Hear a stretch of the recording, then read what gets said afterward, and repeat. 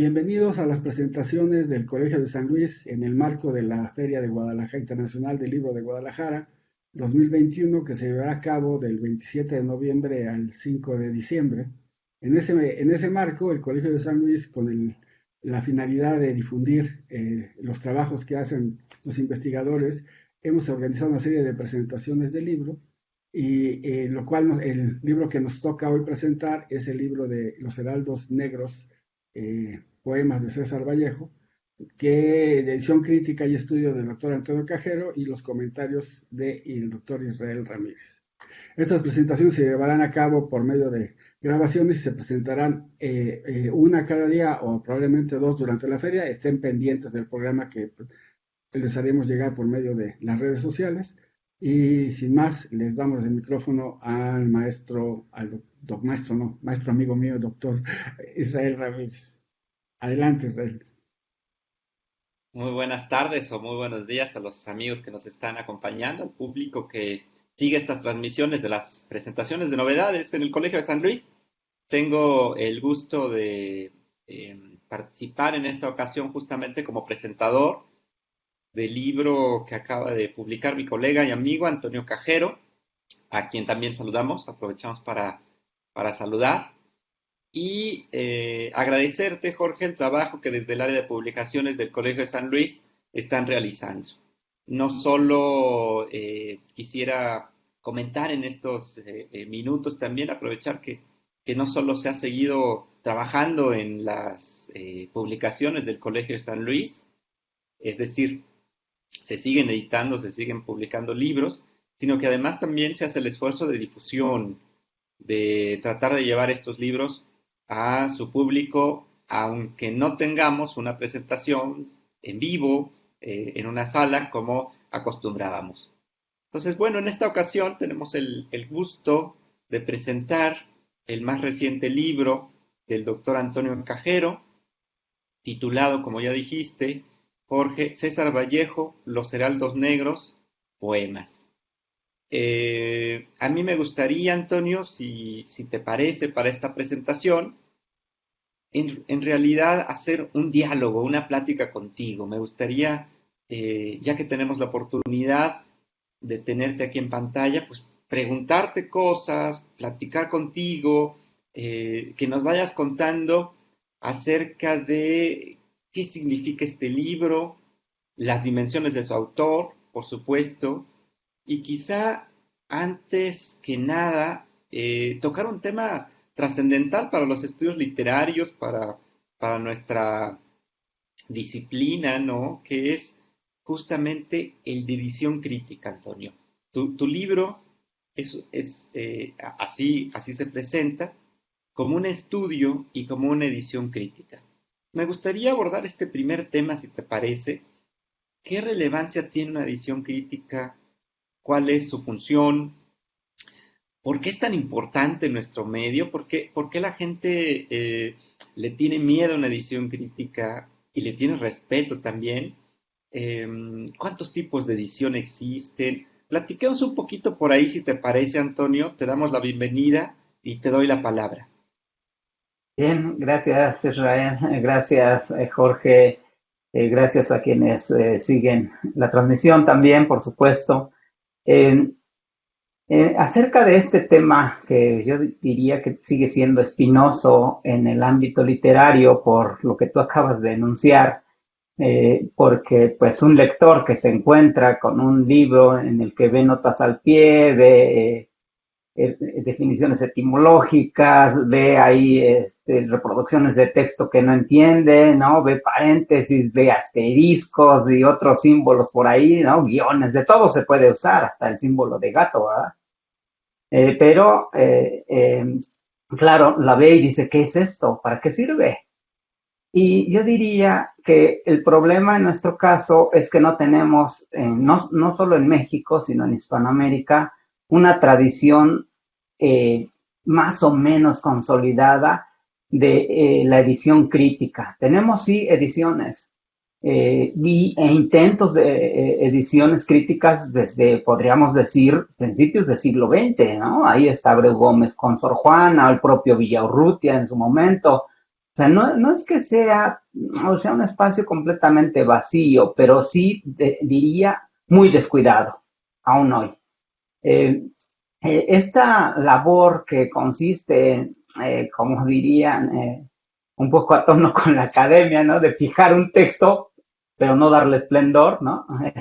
Necesariamente, sino que el esplendor viene en otro sentido, más bien de la función que cumple, ¿no? En este sentido diría, sí de fijarlo, pero a partir de testimonios confiables, ¿no? A partir no de la versión más difundida, como se llama comúnmente, la vulgata, ¿no? O vulgar, la edición más difundida, sino más bien de la edición más confiable, la última que revisó el autor, o la primera, o la que dejó anotada, o donde tenemos testimonio de que él intervino. No puede ser la que más se vende, la del fondo, la de era, no puede ser nunca esa. Por el contrario, el investigador, el dedicado a la ecdótica, eh, o crítica de textos, o edición de textos, que son los otros nombres que recibe, ¿no? Aunque no sean para algunos teóricos lo mismo, diría que eh,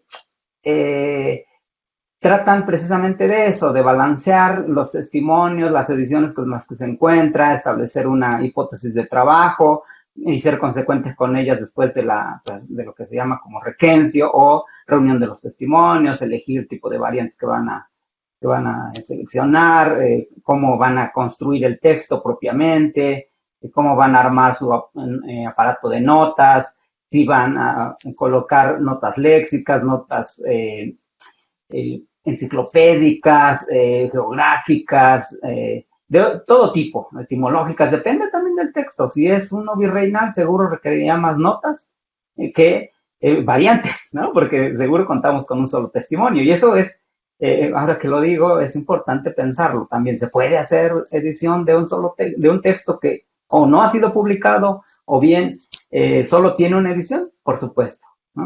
Hay ediciones de Codex Unicus o del código único o de testimonio único, como se quiera llamar, que puede ser del periódico, una primera edición de autor y hasta ahí puede parar, o bien un manuscrito que se rescata, que se edita, se anota y todo lo que se quiera. Y solo un poco para cerrar esta parte, esta primera pregunta, diría que quizá el mayor problema para no solo la producción de ediciones críticas, sino para la divulgación y en principio la difusión, es decir, entre colegas por lo menos, de las ediciones críticas son los propios profesores de literatura y de lectura y redacción y de áreas más o menos afines. ¿Por qué? Y yo diría hasta los filósofos, porque hay ediciones críticas de textos filosóficos, ediciones críticas de textos políticos, depende de la dimensión, ¿no? Depende de la dimensión. Entonces, creo que son los principales en huir de estos materiales tan útiles, porque hoy no podríamos leer lectores del siglo XXI, de ya un avanzado siglo XXI, el Quijote sin las notas que aparecen aquí. Sería imposible comprenderlo sin las notas léxicas, nada más las notas léxicas, y luego ya las notas explicativas y las notas contextuales y las biográficas, o por ejemplo, la Divina Comedia no se entendería sin las notas biográficas de Dante, por ejemplo, ¿no? Las biográficas, las políticas del momento, entre muchas otras. Eh, eh, claro, se hacen lecturas inmanentes, pero no son lo mismo si se contextúan o se contextualizan como lo permite una edición crítica. Y solo para decirte si hay otros tipos de ediciones, ¿no? Las paleográficas o diplomáticas, hay ediciones también, eh, algunas más que parecen de rescate porque pues solo, vamos a decir, se depuró el texto de erratas, de errores de todo tipo, ¿no? Hace poco, para cerrar, ahora sí, esta parte, hace poco hablábamos sobre López Velarde y ninguna de las ediciones que tenemos del Fondo de Cultura, por difundidas que estén, ni siquiera yo diría que las que se han publicado en Ayacucho o en archivos son confiables porque no han sido depuradas y usan como texto base, vamos a decirlo, como texto de referencia más bien, el de José Luis Martínez, que fue el del Fondo de Cultura. Y habría, decía, algunas otros tipos, la edición genética, ¿no? Por ejemplo, la edición crítico-genética, que combina un poco. Y en nuestro ámbito, más bien hacemos lo que podemos, ¿no? No somos tan estrictos en el sentido de la teoría francesa, la teoría italiana, ¿no? Somos más bien, adecuamos un poco a nuestro contexto, porque nuestras condiciones también editoriales son muy particulares, como lo ha demostrado Alejandro Higashi en un texto titulado Para una exótica nacional. Sí, ya das un panorama muy amplio justamente de los significados de la edición, del valor, de los tipos y las diversidades de ediciones que tenemos.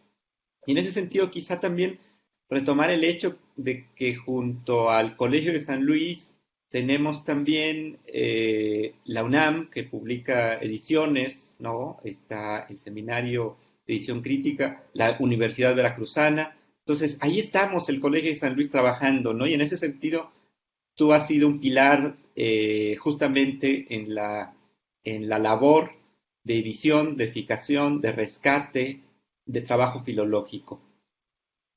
En esta ocasión, Antonio, justamente te enfocas en un autor peruano muy significativo.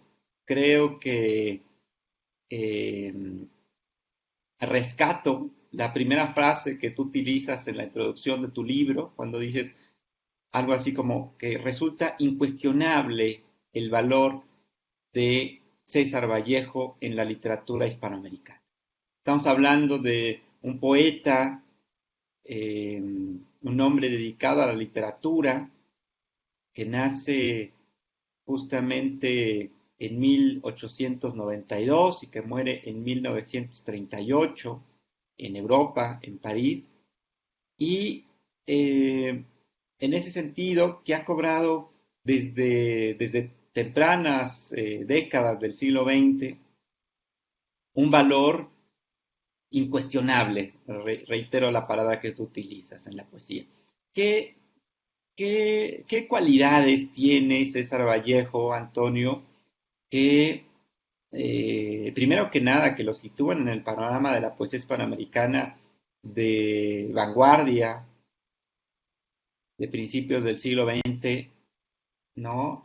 Y por sobre todo, ¿qué rasgos destacas tú justamente de la obra que editas? Estamos hablando de Los Heraldos Negros, su primer libro.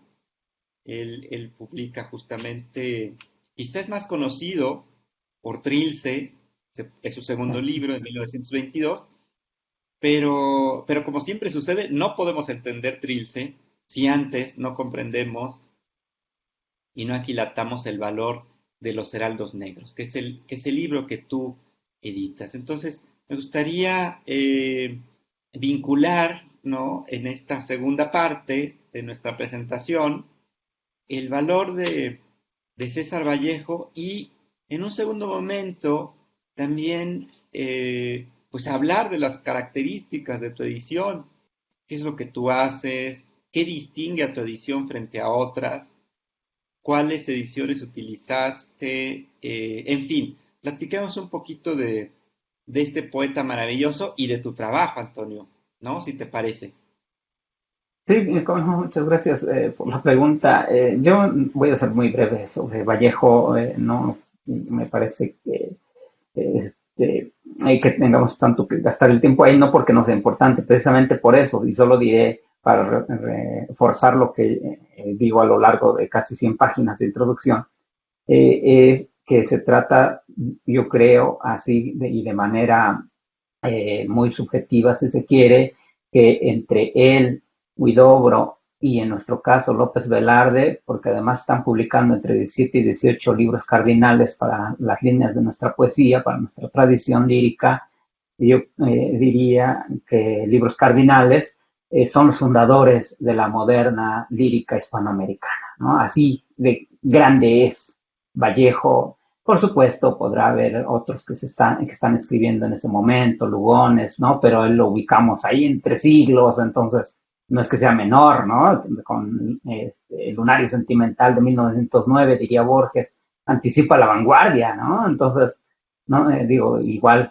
claro, con la fuente de Lafog, ¿no? En el francés, pero digo, fuera de eso, yo diría más bien quienes están publicando por primera vez en el siglo XX, son estos para mí los fundadores de la lírica hispanoamericana, sin exagerar, ¿no? Yo, por supuesto, que aceptaría más recomendaciones, más propuestas, pero es difícil, ¿no? Además, los paralelismos que en otros momentos hemos comentado acerca del propio Vallejo con López Velarde, ¿no? Los dos provincianos, los dos van a la ciudad, los dos con problemas de aceptación en sus inicios, los problemas sentimentales parecidos, no sé, hay muchas cosas que los ligan, ¿no? Esta doble visión de la vida entre santo y condenado, ¿no? Entre otras cosas, ¿no? La relación con las mujeres, son todas complicadas, la situación política, ¿no? Que es diversa, pues, en un caso, pues, más de Velarde, relacionado con la revolución, en el otro no, en el otro más bien a la larga, pues con el movimiento comunista en Francia, ¿no? A partir de los 20, que se liga un poco y termina apoyando la Guerra Civil Española, ¿no? Y muere en ese proceso, en 1938. Diría, en relación con el libro, que fíjense que tanto Los Heraldos Negros como Trilce son los dos únicos libros que publicó de poesía en vida. Todo lo demás quedó inédito, ¿no? Lo que conocemos como poemas humanos o España aparta de mí España aparta de mí este cáliz, quedaron inéditos en manuscritos y los editores los han reformulado, han hecho lo que han querido, por supuesto, pero y se agradece porque tenemos a otro Vallejo ahí también. Pero estos son los dos únicos que publicó y nunca los reeditó, solo hizo primeras ediciones. ¿Qué pasa con Trilce? Sí, es el más conocido, pero en efecto también es el que menos testimonios tendría en la prensa, si se compara con Los Heraldos Negros. Entonces se han hecho más bien ediciones más o menos anotadas de Trilce y mucha exégesis, mucho comentario, mucha interpretación por lo enigmático del poema, ¿no? Pero el caso de Los Heraldos Negros quisiera comentar un caso particularísimo que es el siguiente, que aunque fue una sola edición y estuvo un año en la prensa, ¿no? Estuvo un año parado porque estaba esperando el prólogo de Abraham Valdelomar, que nunca llegó, por supuesto, ¿no? Estuvo ahí un año y mientras estaba parado en Los Heraldos Negros en la imprenta, a Vallejo se le ocurrió ir y meter mano a los pliegos que estaban impresos, que no estaban completamente o completamente editados, ¿no? Y metió mano, y entonces tenemos una primera edición y hasta donde se sabe, de los 10 ejemplares 11 que se encuentran, porque tampoco es fácil conseguir una primera edición, de los que hay en bibliotecas en el mundo, y seguro hay más, claro, pero de esos 10 o 12 que se conocen, al menos en 6 hay cambios. Es decir, en esa primera edición podría decirse, hay 6 ediciones, es múltiple. Las variantes pueden no ser para muchos significativas, ¿no? Pero lo significativo es esa manía correctora de Vallejo, de ir y cambiar una coma, de ir y luego, y bueno, aparte de haber puesto una fe de erratas con muchas erratas también, por supuesto, ¿no? Era un poco desmañado en ortografía, en puntuación, pero eso es lo genial en él, ¿no? En ese momento. Y además, pues otra cuestión particular que no me gustaría saltarme, es que se trata de un poeta muy combatido en su momento, ¿no? Es lo que yo reconstruyo en buena parte de la introducción, porque no era aceptado, ¿no? Porque ya se sabe, lo nuevo frente a lo académico, pues tuvo muchas repercusiones en todo el subcontinente y en este caso no fue la excepción. Entonces fue combatido en Trujillo, en Lima y finalmente terminó hacia, parece que principios de 19, por allí me parece, 20, a salir a París, ¿no? Y no regresa nunca más, como tú decías, allá muere, ¿no? Eh, entonces,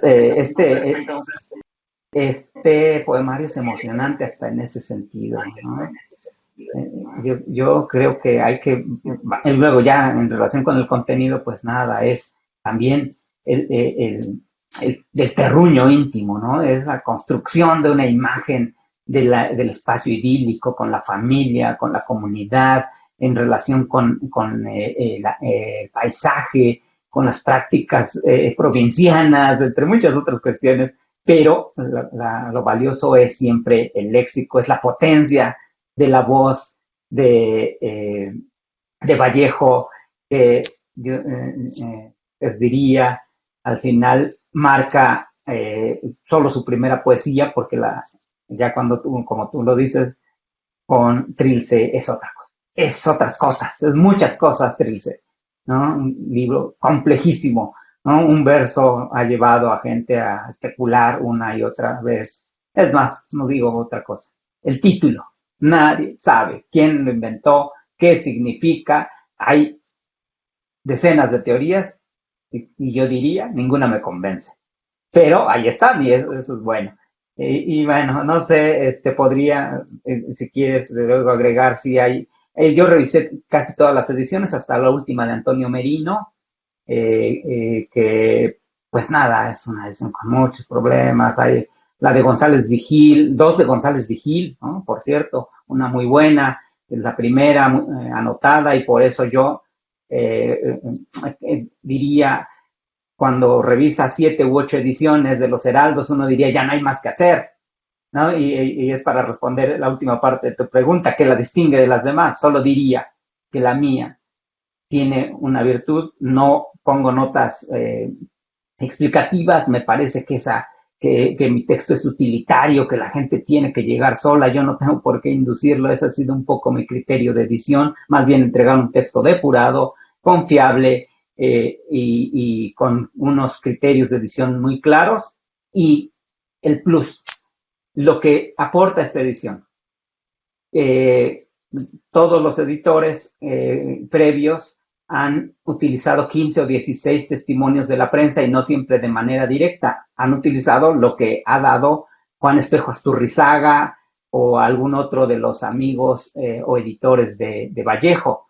Yo consulté, por lo menos con ayuda y colaboración de Januzzi y Carlos Fernández, los cerca de 30 poemas directamente de la prensa peruana fundamentalmente. Entonces, de 15 que han consultado y no siempre de manera directa, yo lo elevo por lo menos a los 30 que se conocen, aunque son un poco más porque se repiten, ¿no? Están publicados algunos poemas 3 o 4 veces y en total son 40 testimonios de la prensa, y lo que duplica, es decir, casi la mitad del poemario habría sido publicado en periódicos o revistas de la prensa, y esta edición es la primera que presenta todos esos testimonios cotejados, ¿no? En la colación de los testimonios asequibles hasta el momento. Puede que haya más, ya se sabe, pero esa Claro. sería la gran diferencia.